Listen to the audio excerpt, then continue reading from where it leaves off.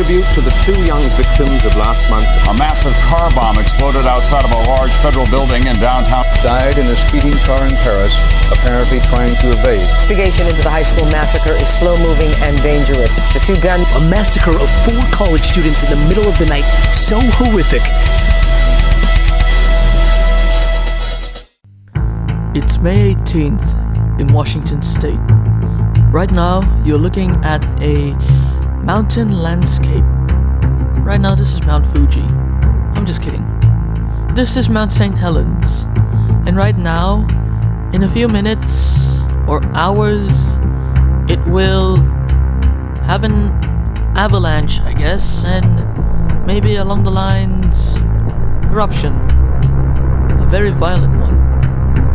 In which this special video, this is a recreational documentary talking about the Mount St. Helens eruption from 1980, in which we will understand and ask, why did it happen? Why did it take 57 lives?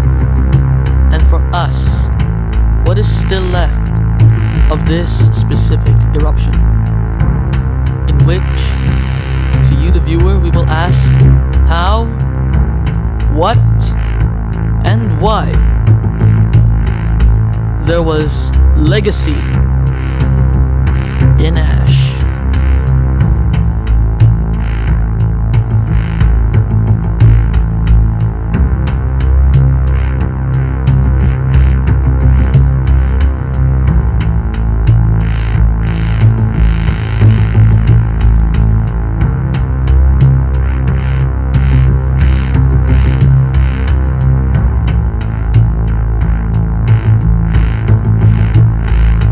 May 18th, 1980. Soon, a breach of hell will happen. The Mount St. Helens eruption was a major volcanic and destructive event that happened on May 18th, 1980, where the mountain or volcano, Mount St. Helens, erupted violently, killing 52 people in the process. Now let's do a little deep dive, shall we? This is Mount St. Helens, a volcano located in Skamania County, Washington State. But unknowingly, it is on the North American plate that is right beside the Juan de Fuca plate and the Pacific plate. Soon, well, I hope there's no eruption happening because this is the last season 3. Going back to the mountain's history, it was at that time unnamed until in the 18th century, British surveyor George Vancouver dedicated the mountain after his friend Aline Fitzherbert, the first Baron St. Helens, and thus the name was born. But unknowingly to all of us, this would be Mount St. Helens' last straw, because in a few minutes, tragedies would happen. Let's go over. Somewhere in the mountain range is the Coldwater 2 observation post. This is David A. Johnston, and right now he's monitoring the volcano as he is a USGS scientist.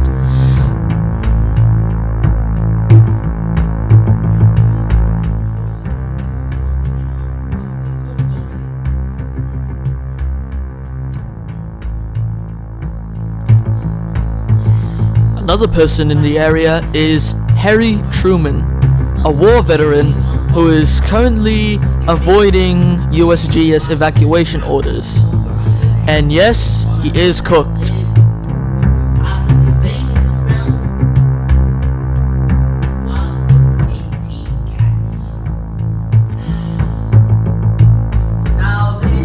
Meanwhile, down below, campers are camping near the volcano. Some with their tour guides, some of them with just family members. But yeah, there were campers near the volcano. And yeah, they're also cooked.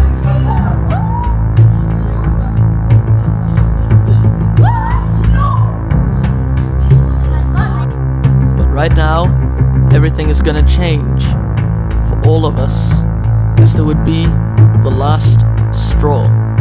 The very last indeed. Down the mountain, there were people stationed there, campers with their tour guides, local people living near the mountain, and some of them even USGS explorers, in which I can only give you a small amount of names because there's too many. The USGS explorer, David A. Johnston, was stationed at the Coldwater 2 observation deck. A local World War I veteran, and I think World War II veteran, Harry Truman, not the president, was stationed there as he ignored evacuation warnings from the USGS, in which he opted to stay home and maybe sometime go out for a little bit of fishing. There were so many tourists, so many campers, and so many tour guides there that it's hard to even say a name. But among some of the tourists, there were some videographers and some normal college students. One such college student was Keith Ronholm, who was parked at Bear Meadow, right in front of the mountain. And this is where the trauma begins. Right now, this is a photo of Mount St. Helens, taken from a satellite. Above the mountain is the Coldwater 2 observation post, where Johnston is located, and on the other side, Spirit Lake, which would soon transform into something bigger. Mount St. Helens sits on the North American plate, in which the North American plate is next to the Pacific plate and the Juan de Fuca plate. And well, this is where everything went wrong. But before we can tell you, there's some other stuff that I have to tell you sooner or later.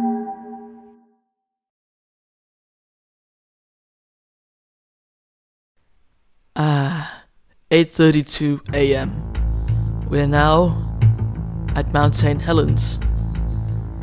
Harry Truman is just relaxing in Spirit Lake.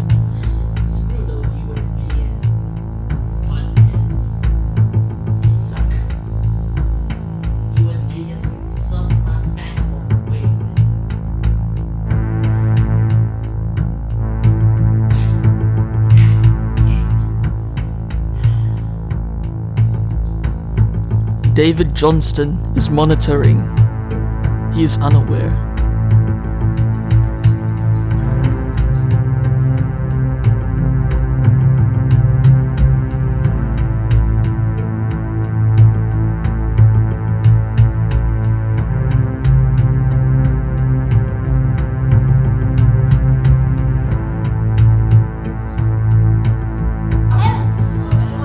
The campers are camping.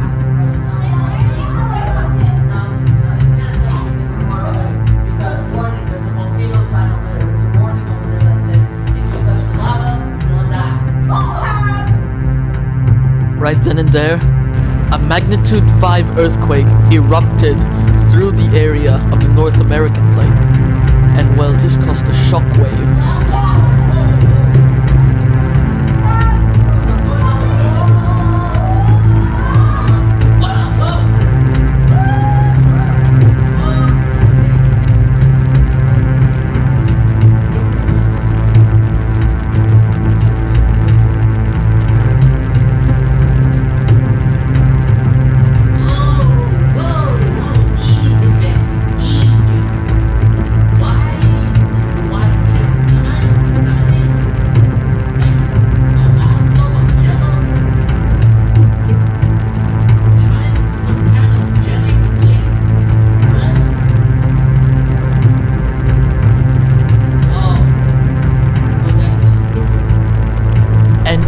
The shaking, the volcano's north face, which had been growing a bulge, started to collapse, causing the largest landslide recorded, and then the uncapped mountain erupted, spreading tons of ash.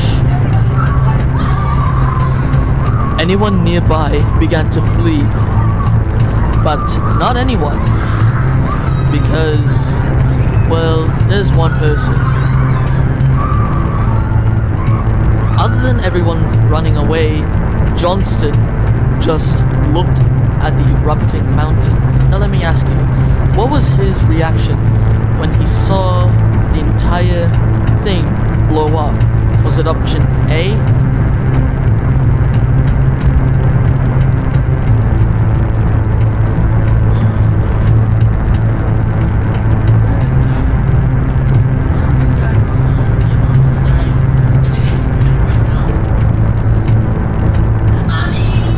Or was it option B?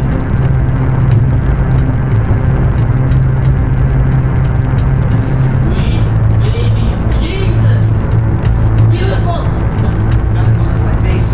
Gotta notify base! Well, it was option B.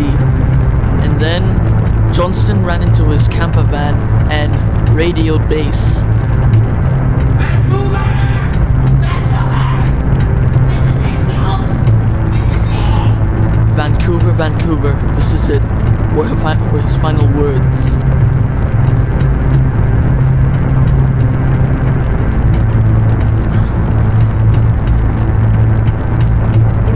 And well, eventually, the ash reached Spirit Lake. Well, I guess this is it. I'm about to meet my Lord and Savior.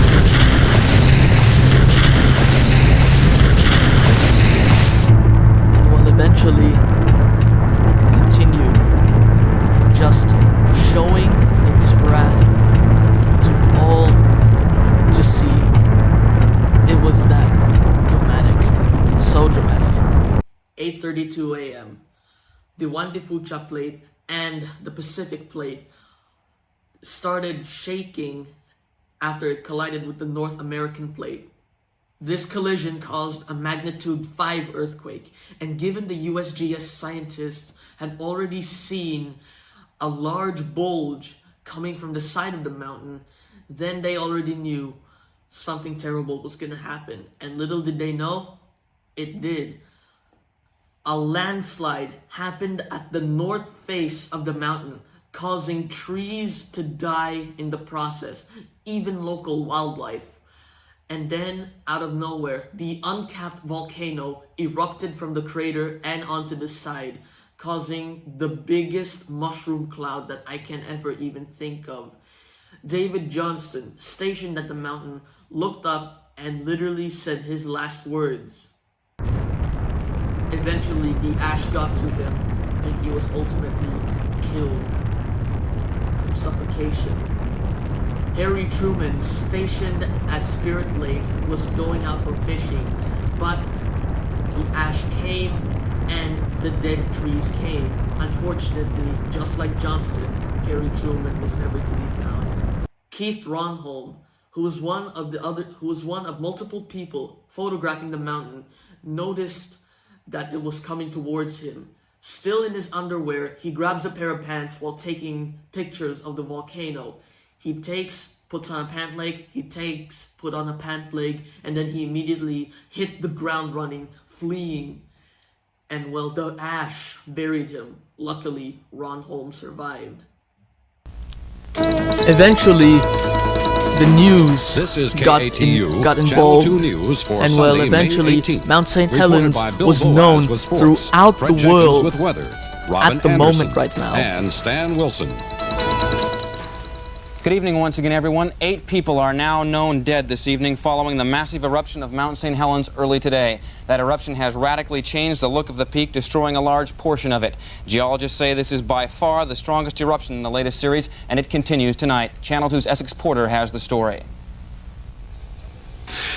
Geologists recorded the time as 8:32 this morning. Gas pressure building inside the mountain through 11 finally states reached the in bursting the United point. States. They think first there Some was of them an even earthquake reached registering British 5 on Columbia. Richter scale. Then local news picked up on the entire event, in which it was so, my God. Look at the actual news footage. It is that traumatic. It was so dramatic, in which after this eruption, high winds picked up the ash and positioned it, or I say blew it, into 11 states in the United States. Some of them even reached British Columbia in Canada. And well, the ash fall was so choking hazard because, Then and there, Mount St. Helens continues to be the largest eruption ever recorded. Lahars were spotted, and most of them, Rose Spirit Lake, and among the damage were also dead trees. When the ash cleared, the volcano wasn't even recognizable. The only thing that was instantly recognizable was a giant gap in the north face of the mountain. A giant gap. It was big. You can literally see the inside of the crater. And that was it for the entire eruption for 1980. But little did you know that Mount St. Helens featured a big change as it went from this to ending up looking something like this. Yeah, the eruption was so violent it blew the north face off. But it wasn't the end for Mount St. Helens yet, because, it was beaten by another one. After the incident, Mount St. Helens was at that time the largest eruption in recorded history, but it was beaten by Mount Pinatubo in the Philippines, my home country, in 1991 with an explosive eruption that killed more people. And I think that's it for season 3. Time for me to go because my only sense of purpose is to leave this one-man circus. Hey, that rhymes. And wait, did I just do a Madeline May reference? So yes, you have learned about the Mount St. Helens eruption from 1980. And I guess we say goodnight, good luck, and good morrow. And thanks for watching Disasters of Yesteryear Season 3, Season Finale. Hey everyone, it's Ziolou here, and I just wanted to say thank you for being with me on this 3rd season's journey. And eventually, by this year, I will produce the official final season of this entire series, because I had fun making this, and it's just too much for me to take in. So anyways, see you later guys, stay tuned for Season 4.